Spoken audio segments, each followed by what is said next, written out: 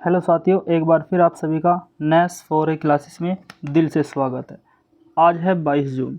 22 जून के बनने वाले सभी महत्वपूर्ण क्वेश्चनों पर आज हम डिस्कस करेंगे, जो करंट अफेयर से संबंधित होंगे और आगामी जो कंपटीशन के एग्ज़ाम होंगे उनके लिए महत्वपूर्ण होंगे। तो पहले क्वेश्चन की तरफ बढ़ते हैं। पहला क्वेश्चन क्या कहता है कि हाल ही में कहाँ पहली पंचायत रैंकिंग जारी की गई। मोस्ट इम्पोर्टेंट क्वेश्चन है, बढ़िया क्वेश्चन है। कहा कि हाल ही में कहाँ पहली पंचायत रैंकिंग जारी की गई। तो भारत सरकार ने हाल ही में पंचायत प्रदर्शनी पर आधारित रैंकिंग जारी की है और हाल ही में ये किस राज्य से शुरू की गई है? जम्मू कश्मीर से। तो पहली पंचायत रैंकिंग जारी कहाँ पर हुई? जम्मू कश्मीर में। इसका उद्देश्य क्या होता है कि पंचायतों का विकास हो और नगरों का विकास हो। जो पंचायत हैं उनका बेहतर तरीके से विकास किया जा सके, पंचायत को एक महत्व दिया जा सके, इसलिए पहली पंचायत रैंकिंग भारत सरकार के द्वारा जम्मू कश्मीर में लागू की गई। क्वेश्चन नंबर 2 कहता है कि हाल ही में किसकी पुस्तक ने एलिजाबेथ लोगफोर्ड पुरस्कार जीता। बढ़िया क्वेश्चन है कि किसकी पुस्तक ने एलिजाबेथ लोगनफोर्ड पुरस्कार हाल ही में जीता। तो ये है रामचंद्र गुहा। तो रामचंद्र गुहा की एक पुस्तक है rebels against the Raj, western fighter for India's freedom. दोबारा सुनिए, rebel against the Raj, western fighter for India's freedom. इस पुस्तक ने जो रामचंद्र गुहा की है हाल ही में एलिजाबेथ लोगनफोर्ड पुरस्कार 2023 जीता है। इस पुरस्कार में 5,000 पाउंड लगभग 5 लाख रुपए की धनराशि होती है जो इसको दी जाती है। अच्छा, एलिजाबेथ लोगनफोर्ड पुरस्कार जो होता है ये किस क्षेत्र में दिया जाता है? यानी कि ऐतिहासिक जीवनी लिखनी होती है आपने। तो जो रामचंद्र गुहा जी हैं इन्होंने हाल ही में ऐतिहासिक जो सैनिक होते हैं उनकी ऐतिहासिक जीवनी लिखी है और इसी के लिए इनको एलिजाबेथ लोगनफोर्ड पुरस्कार 2023 से सम्मानित किया गया। क्वेश्चन नंबर 3 है कि हाल ही में किस देश की क्रिकेटर नाहिदा खान ने अंतर्राष्ट्रीय क्रिकेट से संन्यास लिया। तो अंतर्राष्ट्रीय क्रिकेट से संन्यास हाल ही में नादिया खान जो एक क्रिकेटर है, पाकिस्तान की खिलाड़ी है और इन्होंने 36 साल की उम्र में 36 ये ईयर ओल्ड है और 36 साल की उम्र में इन्होंने अंतर्राष्ट्रीय क्रिकेट से संन्यास लिया है। कहाँ की है ये? पाकिस्तान की है। इतना हम इसके बारे में याद रखेंगे। क्वेश्चन नंबर 4 क्या कहता है कि हाल ही में वाराकरी समुदाय ने कहाँ पर पालकी पर्व मनाया। क्वेश्चन इम्पोर्टेंट है कि बताइए हाल ही में वाराकरी समुदाय ने कहाँ पर पालकी पर्व मनाया।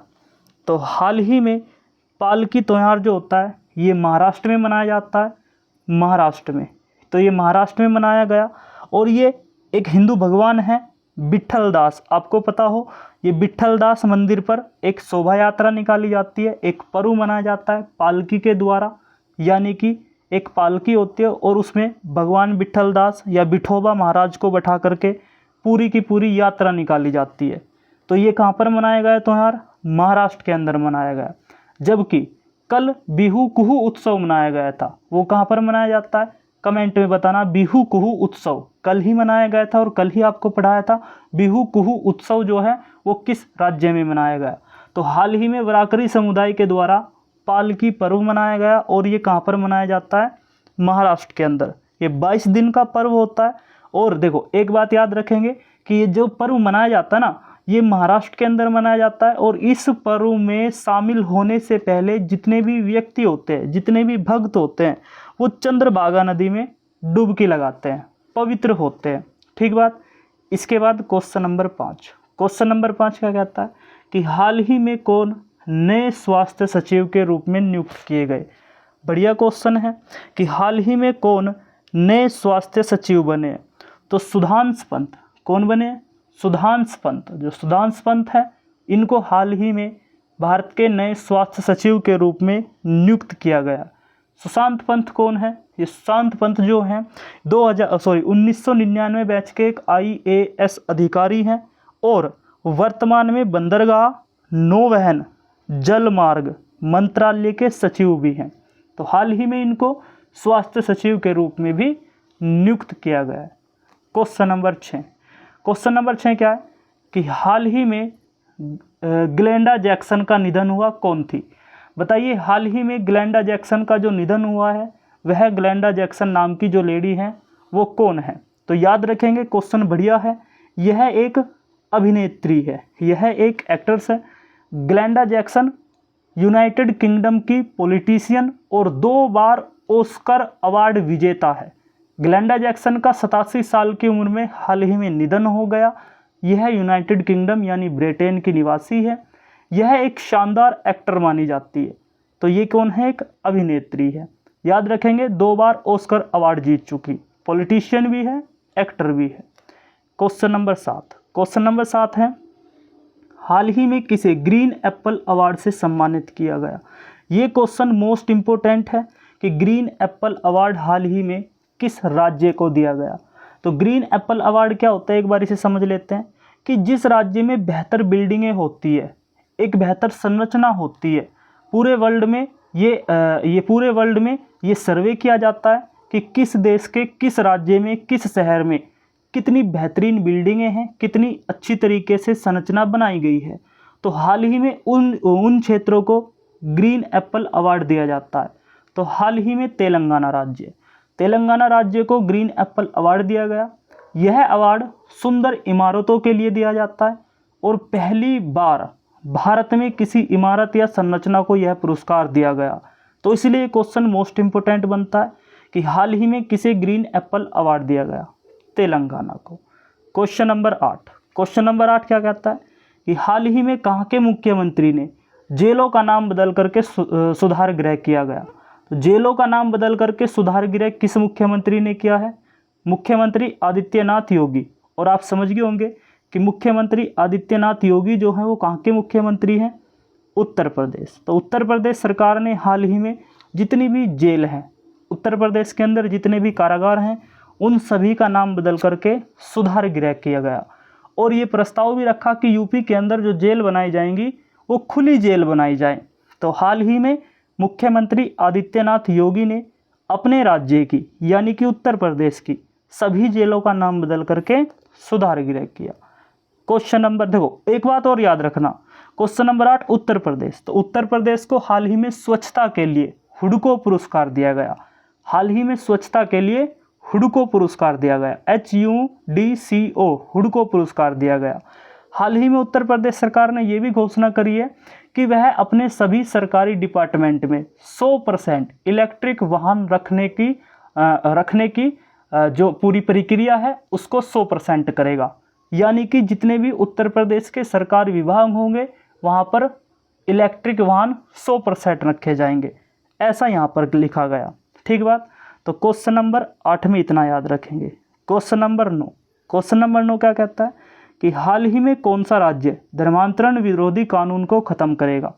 बढ़िया क्वेश्चन है ये, बहुत राज्यों में लागू होता है, बहुत राज्यों में ये लागू नहीं है। तो हाल ही में कौन सा राज्य धर्मांतरण विरोधी कानून को खत्म करेगा? तो असल में हाल ही में कर्नाटक विधानसभा चुनाव जीतकर सत्ता में आई कांग्रेस ने बीजेपी सरकार की ओर से लाए गए धर्मांतरण विरोधी कानून को रद्द करने की फैसला लिया है। तो किस सरकार ने है? कर्नाटक सरकार ने। यानी कि ये धर्मांतरण कानून जो है बीजेपी के द्वारा लाया गया। और ये जो कानून होता है, क्या मतलब है धर्मांतरण कानून का? ध्यान से सुनना। गैर कानूनी धर्म परिवर्तन को गैर जमानती और संज्ञेय अपराध माना जाता है। यानी कि धर्मांतरण कानून क्या है? अगर कोई व्यक्ति को जबरन धर्म परिवर्तन करवाया जाता है या फिर उस व्यक्ति पर प्रेशर देके, उस व्यक्ति पर दबाव डाल के उसका धर्म परिवर्तन करवाया जाता है, तो यह एक गैर जमानती यानी कि आपकी जमानत भी नहीं होगी और एक संज्ञेय अपराध माना जाएगा, एक संगीन अपराध माना जाएगा। इसे कहते हैं धर्मांतरण कानून। तो ये बीजेपी के द्वारा लागू किया गया था। और हाल ही में कर्नाटक में हाल फिलहाल में विधानसभा चुनाव कौन जीती है? कांग्रेस। तो कांग्रेस ने इसको खत्म करने की बात कही गई। अच्छा, उत्तर प्रदेश में याद रखना कि धर्मांतरण विरोधी जो कानून है वो उत्तर प्रदेश में 2020 से लागू है। इतनी बात इसके बारे में याद रखना। क्वेश्चन नंबर 10, क्वेश्चन नंबर 10 क्या कहता है कि हाल ही में कहाँ एक दिवसीय ई लाइब्रेरी यानी कि इलेक्ट्रॉनिक लाइब्रेरी सॉफ्टवेयर परीक्षण का आयोजन किया गया। तो हाल ही में उज्जैन में, मध्य प्रदेश का एक शहर है, एक बेहतरीन अच्छा शहर है उज्जैन। तो यहाँ पर हाल ही में इलेक्ट्रॉनिक लाइब्रेरी सॉफ्टवेयर प्रशिक्षण का आयोजन किया गया। ई लाइब्रेरी क्या होता है, यानी कि इलेक्ट्रॉनिक लाइब्रेरी जहाँ डिजिटल रूप से सूचना और अध्ययन सामग्री एक्सेस की जाती है, यानी कि इकट्ठा करी जाती है, उसको ई लाइब्रेरी कहते हैं। तो हाल ही में इसका सॉफ्टवेयर प्रशिक्षण कहाँ पर आयोजित किया गया? उज्जैन शहर में, मध्य प्रदेश में।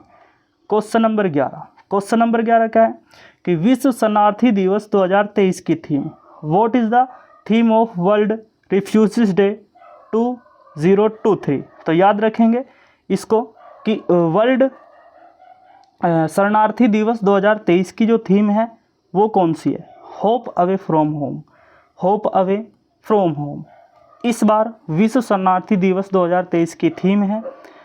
देखो, विश्व शरणार्थी दिवस क्या होता है कि यह हर साल 20 जून को पड़ता है और उन लोगों की ताकत व साहस का जश्न है जिन्हें संघर्ष या उत्पीड़न से बचने के लिए अपने देश से भागने के लिए मजबूर किया गया, यानी जो अपना देश छोड़ चुके, किसी कारणवश अपना देश छोड़ चुके, वो शरणार्थी कहलाते हैं। तो विश्व शरणार्थी दिवस हाल ही में कब मनाया गया था? 20 जून को, कल मनाया गया। और जो विश्व शरणार्थी दिवस है ये आपका 20 जून को हर साल मनाया जाता है और इसकी अब की बार जो थीम है होप अवे फ्रॉम होम, इसकी ये थीम है। क्वेश्चन नंबर 12, क्वेश्चन नंबर 12 है कि अंतर्राष्ट्रीय योग दिवस कब मनाया गया? तो हाल ही में 21 जून को, हाल ही में 21 जून को हर साल अंतर्राष्ट्रीय योग दिवस मनाया जाता है। तो आज के क्वेश्चन 22 जून के क्वेश्चन इतने ही बनते हैं। आपको क्वेश्चन अच्छे लगे हो, करंट अफेयर के क्वेश्चन अच्छे लगे हो तो वीडियो को लाइक करना, शेयर करना, अगर नए हो तो चैनल को सब्सक्राइब जरूर कर देना। ये चीज़ें आपके लिए निकाली जाती है, महत्वपूर्ण होती है, समय लगता है, तो आप भी थोड़ा सा ध्यान दे करके थोड़ा सा काम कर दिया करें, वीडियो को शेयर कर दिया करें, लाइक कर दिया करें। अगर नए हो तो अपने दोस्तों से कहें कि चैनल को सब्सक्राइब कर दे और जितना भी हो सके वीडियो को उन लोगों तक पहुंचाइए जो लोग पढ़ने के इच्छुक होते हैं। आज के लिए इतना ही करते हैं, धन्यवाद।